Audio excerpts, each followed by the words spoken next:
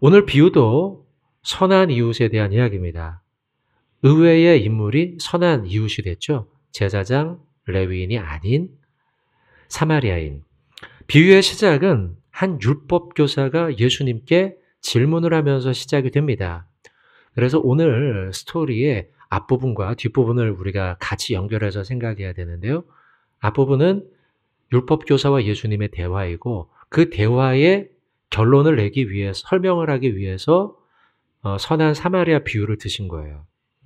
누가복음 10장 25절을 보면 율법 교사가 찾아와서 물어요. 선생님, 내가 무엇을 하여야 영생을 얻을 수 있을까요? 이 사람은 영생에 대한 질문을 던졌어요. 그러자 예수님이 마음을 꿰뚫고 있잖아요. 그래서 그에게 다시 되묻습니다. 성경에는 뭐라고 합니까? 모르고 물은 게 아니거든요. 시험하려고 물은 거예요. 그러자 그가 마음 다하고 목숨 다하고 힘과 뜻을 다해서 하나님 사랑하고 이웃을 사랑하면 영생을 얻는다 돼 있습니다. 라고 답을 했어요. 그의 답변에 예수님이 옳다. 너는 하나님 사랑하고 이웃을 사랑해라. 그러니까 그 사람이 누가복음 10장 29절에 또 묻습니다. 자기를 옳게 보이려고 예수께 묻기를 누가 내 이웃입니까? 이웃 사랑하라고 하는데 누구를 사랑해야 됩니까? 이 사람이 이웃입니까? 저 사람이 이웃입니까? 그렇게 물어본 거예요. 노란 글자를 보면 여러분이 눈치채셨겠지만 이 율법 교사는 예수님께 의도적으로 좀 어렵게 하거나 자기를 드러내기 위해서 질문을 한 거죠. 불순한 의도가 있었다는 거예요. 어쨌든 그 대화 속에서 영생에 대한 질문이 있었고 영생에 대해서 묻던 답변 중에 누가 나의 이웃입니까? 라는 질문이 있어요. 그리고 난 다음 예수님이 이웃이 누구냐에 대한 답변을 하기 위해 선한 사마리아 비유를 하신 겁니다. 비유의 배경은 누가복음 10장 30절의 말씀, 여리고와 예루살렘을 배경으로 합니다. 예루살렘에서 여리고까지 가는 길은 27km 거리입니다. 반나절 정도면 걸을 수가 있는 거리입니다. 멀지 않다는 얘기죠. 이 예루살렘과 여리고까지 가는 연결하는 길이 있는데 이 길을 이름을 혈로라고 부릅니다. 피의 도로라는 거죠. 이름부터 무시무시하죠. 그 가는 길가에는 사람들이 거의 살지 않았고요. 나무도 풀도 없는 광야입니다. 그럴 것이 그 지역은 석회암 지역이었어요. 도로 양쪽으로 석회암으로 된 낭떠러지와 협곡이 있는데요. 이 협곡 사이에 아니면 석회암 사이에 강도들이 숨어 있다가요. 순례자나 아니면 상인이 지나갈 때 나타나서는 돈을 뺏었습니다. 제사장은 부유한 계급에 속했기 때문에요. 걸어 다니지는 않았고 이동수단, 낙타나 나귀 같은 것을 타고 다녔습니다. 특정되지 않은 어떤 한 행인이 이 길을 지나가다가 강도를 만난 것이죠. 혈로. 중동의 강도들은요. 처음부터 때리지 않습니다. 돈 주면 순순히 보내줍니다. 언제 때리냐? 저항을 하면 때리는데요. 오늘 본문의 행인 역시도 저항을 한 것 같습니다. 그래서 보면은 막 찢기고 막 맞고 거의 죽었다 이렇게 표현이 되어 있죠. 자, 어쨌든 그런 가운데 마침 제사장이 지나가고 좀 지나 레위인이 또 지나갑니다. 그들은 종교 지도자이고 사회적 지도자입니다. 누가복음 10장 31절에 보면 그들이 행했던 행동이 나오는데요. 세 가지죠. 봤다, 피했다, 지나갔다. 도와줘야 되는데 돕지 않고 지나갔어요. 그래서 우리가 흔히 이런 사람들을 나쁜 이웃이다. 사마리아인과 비교해서요. 그렇게 부르죠. 33절에 사마리아인이 여행하던 중 그곳을 지나갑니다. 7가지의 행동을 하게 되는데요. 누가복음 10장 33절부터 35절 쭉 보시면 이런 행동들을 합니다. 구체적인 행동들을 해요. 자비란 무엇인가를 볼 수 있는데요. 자비는 결국 처음 1번 불쌍히 여기는 마음에서 시작해요. 그리고 그 이어지는 2번부터 7번까지의 구체적인 행동으로 이어집니다. 여러분, 자비로운 이웃이 되고 싶다면 요 모범을 잘 따르면 돼요. 상대를 향해 긍휼의 마음 갖고요. 그리고 구체적으로 지금 보면 상당히 구체적이죠. 다가가고 기름으로 발라주고 상처를 치료하는 거예요. 약 발라준 거죠. 짐승에 내 차에 태워주고 주막으로 데려가서 돌보아주고 돈도 내주기도 하고 참 훌륭한 선한 이웃 맞습니다. 자, 구체적인 이웃들을 도움을 주는 이웃, 이 선한 사마리아인인데요. 자, 세 사람의 등장인물이죠. 제사장, 레위인, 사마리아인. 자, 이 사람들에 대해서 보기 전에 먼저 좀 물어볼게요. 자, 먼저 제사장과 레위인, 이들은 도와주지 않아 나쁜 이웃이었습니까? 이 질문 하나. 또 두 번째, 꼭 도와줘야 됐을까요? 자, 우리라면 어떻게 했을까라는 생각을 하면서 레위인과 제사장이 진짜 나쁜 사람인가? 자, 아닌 거에 대한 이유를 제가 한번 그들의 변명을 한번 좀 얘기해 보겠습니다. 그들의 변명인데 첫째, 30절에 나오는 어떤 사람, 그 도적을 만난 사람이 특정되지 않은 인물이라는 거죠. 누가복음 10장 30절인데요. 어떤 사람이라고 되니 이 사람은요. 만약 어떤 유대인이라고 했으면 제사장과 레위인은 도와줬을 거예요. 왜냐하면 유대인, 근데 이방인을 가까이 할 수가 없었던 것이죠. 제사장이 좀 지나가잖아요. 제사장은요. 불특정한 인물, 그것도 자 보시면 끝에 30절 거의 죽은 것. 그러니까 멀리서 보면 죽은 사람처럼 보여요. 죽은 사람을 가까이 할 수가 없어요. 제사장은요. 제사장이 1세기경 여리고 마을에 많이 거주했어요. 예루살렘 멀지 않으니까요. 그러니까 약간 위성도시 같은 거죠. 그런데 예루살렘에서 이곳으로 오는 중에 예루살렘에서 이미 정결의식을 치렀어요. 그래서 정결하게 되죠. 그리고 예루살렘으로 돌아가서 제사장으로서 해야 할 업무들이 있는데 내가 시체를 만져 부정하게 되면 제사장으로서의 업무를 더 이상 할 수 없어요. 어때요, 여러분? 이유가 좀 됩니까? 되지 않아요, 여러분? 되죠. 왜냐하면 제사장으로서 업무를 해야 되는 게 제사장인데 시체 만졌다. 그것도 유대인도 아닌. 시체 만졌다가 내가 부정하게 되면 다시 예루살렘으로 돌아가서요. 거기에서 소 한 마리 잡고 제사 또 드려야 돼요. 자기의 정결을 위해서요. 그러니까 제사장의 업무를 온전하게 행하려면 어쩔 수 없는 선택일 수도 있다. 그러니까 무조건 나쁜 이웃은 아니라는 거예요. 좀 동의가 되세요? 동의한다고 하기도 어렵고 아니라고 하기도 어렵고 그렇죠.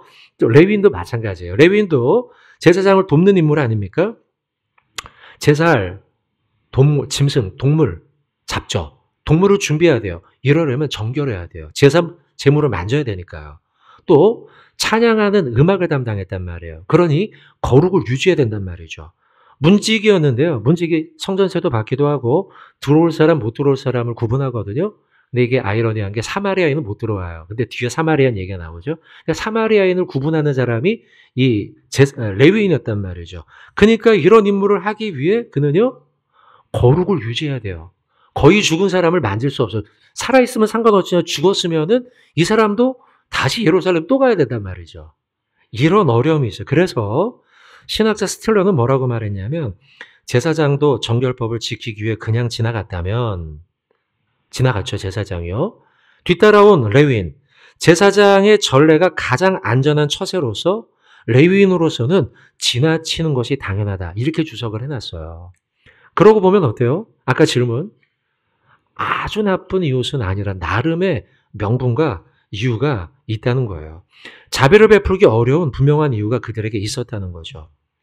여러분, 이유 없는 사람 없습니다. 꼭 도와줘야 했는가? 제사장과 레위인 나쁜 이웃인가? 라는 질문에 진짜 그런가? 라는 거에 대해서 다시 한번 우리가 생각해 볼 필요가 있다는 거죠. 누구나 나쁜 이웃이 될 수 있다. 자, 이때 생각지 못한 조건을 가진 이웃이 등장합니다. 사마리아인. 이 사람은 이웃이 될 수 없는 조건을 가졌어요. 자격이 안 돼요. 왜냐하면 사마리아인은 예수님 시대에 예수님과 가까이 병 고쳐달라고 할 때 개에게 이걸 던지는 게 마땅치 않다라고 이야기할 정도로 이방인들은, 특별히 사마리아인들은 이방인보다 못한 취급을 받았단 말이에요. 그러니까 이 사람과는 상종하지 못할 조건의 사람이에요. 조건의 사람.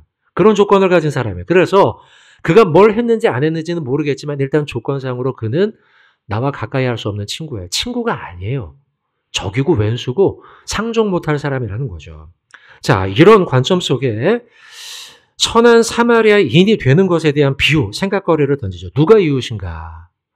자, 누가 이웃인가에 중요한 대척점 두 가지가 뭐냐? 하나, 행동한 자냐? 하나, 조건을 갖춘 자냐예요. 레위인과 제사장은 조건은 갖춰졌죠. 좋은 조건이죠. 이웃되기에. 조건은 갖추지 않았지만 사마리아인은 행동하며 자비를 베풀죠. 그리고 예수님이 묻잖아요. 율법학자에게 당신이 보기엔 누가 이웃입니까? 그러자 바로 답이 나오죠. 자비를 베푼 사람입니다. 이렇게 답이 나온단 말이죠. 오늘의 주제예요, 여러분. 그러니까 이웃을 사랑하라는 예수님의 말씀에 던진 율법교사의 질문, 누가 이웃이냐라고 했죠. 자비 주변에 있던 행인과 사마리아인 통해서 오늘 주시는 메시지는 자기중심적 관점에서요. 자비가 필요한 사람의 관점으로 바꿔요. 보여주시면요. 자막을. 자비중심적 관점에서 자기중심적 관점에서 자비를 베푼 사람의 관점으로 바뀌게 된다는 거죠. 우리는 알고 있어요. 나에게 도움 베푼 사람이 나의 이웃이란 걸요. 근데 왜 예수님은 이 부분을 상기시킬까요? 여러분, 여러분들에게도 물어보면 사마리아인이에요? 제사장이에요? 아니면 레위인이에요? 이 세 사람 중에 누가 진짜 이웃이에요? 당신에게 물어보면 당연히 우리가 나한테 도움 준 사마리아인이요? 이렇게 답하겠죠. 근데 왜 평소엔 그 생각을 안 하느냐는 거죠. 사람들이요. 자격을 자꾸 따지는 거예요. 조건을요. 나에게 자비를 베푼 사람이야말로 진짜 좋은 이웃이라는 걸 알고 있어야 하지만 시간이 지나면 사람들은요. 자비를 베푼 사람을 찾는 게 아니라 조건과 자격을 갖춰서 앞으로 나에게 도움과 이익을 줄 것 같은 사람, 레위나 제사장이죠. 사회적 신분과 지위가 높은 사람, 이런 사람을 자꾸 찾으라는 거죠. 이는요, 우리의 죄성, 못된 건망증, 선입견과 관련된 거예요. 시간이 지나면서 그 사람이 나에게 도움을 준 걸 잊어버려요. 사람 그렇잖아요. 은혜는 금방 잊어버리고 나에게 해로웠던 것만 기억한다고요. 사람이 그렇게 나에게 좋았던 걸 잊어버리고 앞으로 나한테 좀 도움 줄 것 같은 겉으로 보이기에 좋은 사람, 조건을 찾는 것, 그것이 우리의 문제라는 거예요. 우리가 사는 세상에서 이웃이란 많은 세상의 사람들은 나에게 도움을 줄 잠재적 자격과 조건을 갖춘 사람으로 생각하지만 예수님은 사마리아인 비유를 통해서 사마리아인은 그런 잠재적 조건을 가진 사람이 아니지만 너에게 자비를 베풀잖아? 그 사람이 이웃이야. 이렇게 얘기하고 있는 거예요. 그러고 보면 여러분, 마음의 긍휼을 가지고 나에게 진짜 자비의 행동을 하는 사람이 이웃이에요. 여러분, 그러니 주변에 있는 사람들을 돌아보며 우리가 누가 나의 이웃일까 생각할 때 그런 사람을 바라봐야 돼. 찾아야 돼요. 자, 또한 우리도 그런 사람이 돼야 돼요. 우리도 자비를 베풀므로 진정한 이웃이 돼야 된다는 거죠. 그럴 때 하나님의 나라가 우리가 살고 있는 이 세상 가운데 만들어지는 거예요. 하나님의 나라는 어떤 곳인가? 자비를 베풀고 자비를 베푸실 하나님을 왕으로 모신 나라가 하나님의 나라예요. 팀 켈러라고 하는 유명한 목사님이 있어요. 도시 선교로 유명한 분인데 이 사마리아인 비유를 통해서 이런 말을 했어요. 자비는 하나님 나라에 속한 자들의 특징이라는 거죠. 하나님 나라에 가면 하나님 나라에 속해 있는 우리들이죠. 이제 천국 가면요. 우리도 몰두에서 발견되는 공통점. 아, 참 저 사람은 자비롭다. 자비로운 마음을 가졌고 자비로운 행동을 하는구나. 선한 사마리아인이 돕기를 좋아하는구나. 이런 사람들이 모여 있는 곳이 하나님의 나라라는 거죠. 그 팀 켈러 목사님의 책 정의란 무엇인가라는 책에서 이런 글을 써놨습니다. 하나님의 나라에서는 힘이 아니라 자비가 정이다. 뭐가 정이냐? 옳은 것이냐? 권력이 아니에요. 힘이 아니라 자비가 하나님 나라의 원리라는 거예요. 또 하나님의 은혜는 뭐냐? 자격 없는 자를 부르신 자비의 초대. 그렇죠. 은혜라는 건 결국 하나님의 자비하심에서 출발된 거예요. 우리는 모두 하나님의 나라를 꿈꾸죠. 그리고 그 나라가 자비가 힘이고 정이라고 말하고 있어요. 그리고 이 땅 가운데 그런 나라를 꿈꾼다면 우리는 어떻게 해야 될까? 이웃에게 선한 사마리아인처럼 자비를 베풀므로 이웃이 되어야 돼요. 그럴 때 우리 이웃들이 함께 모여서 하나님의 나라 만드는 거예요. 자, 사랑하는 우리 정윤교회 성도 여러분들, 여기 지금 이웃들이 앉아 계십니다. 사실 실제로도 이웃이죠. 같은 마을, 멀지 않은 곳에 다 살고 있는 이웃들이에요. 그리고 여기에 모였어요. 그리고 우리는 여기에서 서로에게 자비를 베풀기를 결심하고 실천해야 돼요. 그럴 때 우리가 살고 있는 이 미사와 이 정윤교회가 하나님의 나라를 이루는 것이, 왜요? 하나님의 나라는 자비가 원리예요. 힘이 원리가 아니고 자비가 원리예요. 그래서 자비를 베풀므로 하나님의 나라를 우리가 같이 만들어 가야 될 줄로 믿습니다. 은혜란 뭘까? 아까 은혜에 대해서 잠깐 얘기한, 자격 없는 우리를 부르신 게 은혜라고 했죠. 오늘 본문 사마리아 비유가 던지는 예수님의 메시지, 진짜 이웃은 바로 하나님의 은혜, 자비의 은혜를 받아 자비를 베푸는 자다라는 말씀을 드렸어요. 자, 한번 저를 따라해 봅시다. 배경이 아니라 자비를 베풀며 서로에게 이웃이 됩시다. 네, 자비를 보지 않고, 배경을 보지 않고 자비를 베푸는 우리가 되어야 될 줄로 믿습니다. 자, 말씀 맺겠습니다. 자, 오늘 본문 우리 사마리아인 비유에 대한 말씀을 쭉 봤는데요. 자격이나 조건이 아니라 자비를 베푸는 것, 조건이 아니라, 이런 말씀을 좀 나눴어요. 오늘 본문의 키워드는요, 불쌍히 여기고 일을 행하라. 저는 이 두 단어라고 봅니다. 누가복음 10장 33절을 보시면 이렇게 기록합니다. 그를 보고 불쌍히 여겨. 이게 사마리아인이 자비를 베푼 시작이에요. 그러고 난 다음에 7가지 행동을 하거든요. 그 출발이 불쌍히 여겨란 말이에요. 그리고 예수님은요, 누가복음 10장 37절 그리고 28절에서요. 이렇게 수미상가, 이게 이제 28절은 그 비유를 시작하는 앞부분이고 37절은 비유를 끝내는 종결이거든요. 근데 어때요? 똑같은 말로 시작하고 똑같은 말로 끝내지 않습니까? 끝말이에요, 이게. 너도 이와 같이 하라. 이와 같이는 자비죠. 28절도 시작하며 일을 행하라. 자비를 행하라.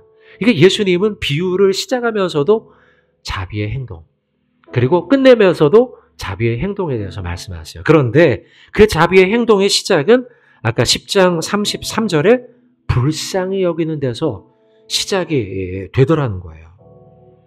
사마리아인, 선한 사마리아 비유의 결론은 긍휼히 여기고 행동으로 보여줘라 라는 거예요. 구원의 서정을 9가지로 얘기하며 성화의 단계가 가장 길다라고 하죠. 우리의 삶 속에서요. 성화란 뭐냐? 행동하는 거예요, 결국. 거룩하신 주님을 닮아가기 위해 부단히 행동하는 거예요. 그 출발은 마음가짐에서 시작하죠. 내가 은혜 받고 그 마음으로 주님을 닮아가는 것이죠. 그것이 성화예요. 자비의 행동 하라고 했는데요. 그 행동을 저는 아까 이야기한 2가지로 말씀드리고 싶어요. 긍휼의 마음, 자비의 행동. 뭘 하면 내가 자비로운 이웃이 될까 고민될 수도 있습니다. 저는 그래서 일단 출발부터 시작하라 말씀드리고 싶어요. 마음을 가지라. 자비의 마음을 가지라. 긍휼의 마음을 가지라. 그래서 저는 2 문장을 한번 해볼 텐데요. 한번 따라해 봅시다. 얼마나 힘들면 그랬을까? 그래, 다 이유가 있겠지. 요런 말을 많이 하시면 좋겠어요. 요게 우리가 자비한 이웃이 되는 출발점이라고 저는 생각해요. 저 사람이 뭔가 행동을 했는데 언짢아요, 기분이. 아유, 무슨 일을 저렇게 해? 라고 말하지 않고요. 아유, 얼마나 힘들면 그랬을까? 이렇게 말해주는 거죠. 굉장히 마음이 넓죠? 그 사람의 마음과 형편을 돌아보며 긍휼한 마음이 느껴지죠? 또 그래, 다 이유가 있겠지. 저 사람의 뭔가 이유가 있을 거야. 사실 제사장과 레위인도 다 이유가 있었잖아요. 살아가는 데는 모두 다 이유가 있어요. 선한 마음을 가지고 시작했던 그 사람의 마음을 우리가 돌아보면서 그래, 다 이유가 있겠지. 아유, 얼마나 힘들면 그랬을까? 라고 하는 말을 반복해서 훈련하는 거죠. 반복해서 훈련하는 것만큼 좋은 훈련이 없어요. 현대시에 모차르트라고 하는 극찬을 받는 폴란드의 여류 시인입니다. 비스와바 쉼보르스카라고 하는 작가인데요. 그가 시집 두 번은 없다라는 그 책에서 이런 문구가 있습니다. 보여주시면요. 반복되는 하루는 단 한 번도 없다.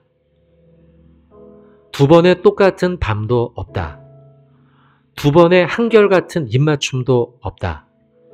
두 번의 동일한 눈빛도 없다. 이 문구 하나가 다 의미가 있는데요. 그러니까 그 반복이 지겨운 게 아니라는 거예요. 똑같은 거 하는 것 같지만 어젯밤과 오늘 밤이 다르고 또 어제 봤던 그 눈빛과 예를 들면 웃음의 눈빛을 연습해요. 막 웃으려고 막 해요. 오늘도 하고 또 내일도 해요. 그러면 그게 똑같은 거라는 것 같지만 다르다는 거예요. 개미들이 걸어가는 거 보지 않습니까? 보면 우리 생각에는 어떤 생각이 들어요? 아이고 얘네 걸어가봐요. 똑같이 걸어가는데 여기서 요만큼밖에 안 가네. 이렇게 생각할지 모르지만 시간이 흘러보면 한참 가 있습니다.